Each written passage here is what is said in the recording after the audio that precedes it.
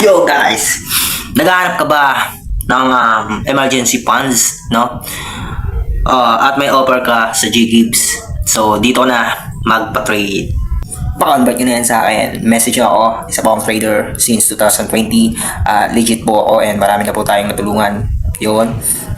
Ilalagay ko yung aking contact links dyan sa YouTube description. Ay papakita ko dito yung Facebook account ko yan. Yan. Verified blue check po siya. So ayan guys, ipapakita ko yung mga proof of payments ng mga nagpa-trade na isa-isa.